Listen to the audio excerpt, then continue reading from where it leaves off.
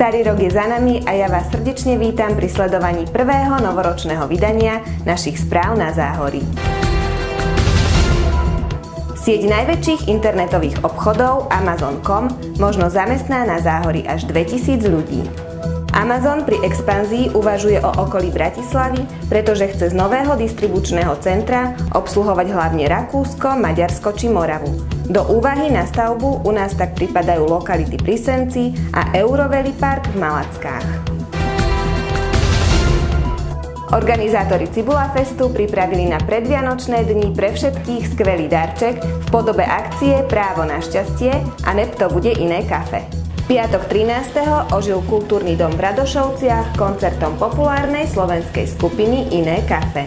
Ďalším darčekom k Vianociam boli 2 trojdňové vstupenky na 6. ročník Cibula Fest len za 30 €.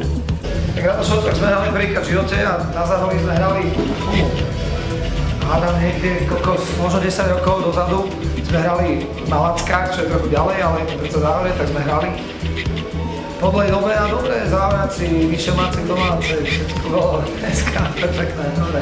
Budeme teraz hrať na Cibuli zase v lete, takže si to zopakneme a tak na takým širším dupliku, dobre.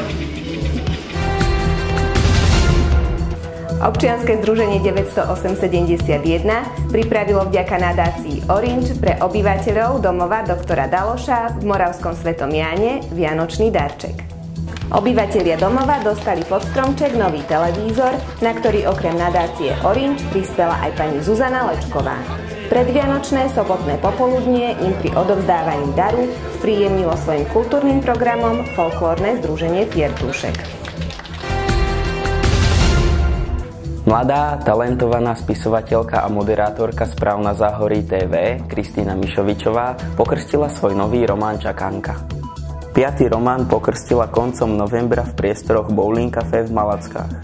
Krstným otcom sa stal známy vlasový mák Igor Novosad, ktorý knihu pokrstil symbolicky pieskom, na jednej strane typickým pre naše Záhorie a na druhej meradlom času v minulosti, lebo ako vraví podtitul tejto knihy, keď vás minulosť dobehne a pravda vysmeje, je čas vziať osud do vlastných rúk. Spravodajský web Záhorí.sk vyhlásil už druhý ročník ankety o najobec a mesto na Záhorí. V internetovom hlasovaní na stránke najzáhorí.sk ste 1558 hlasmi rozhodli, že najobcov na Záhorí sa opäť stal plavecký Mikuláš a najmestom na Záhorí je Skalica, ktorá na druhé miesto odsunula minuloročného víťaza Šaštín Stráže.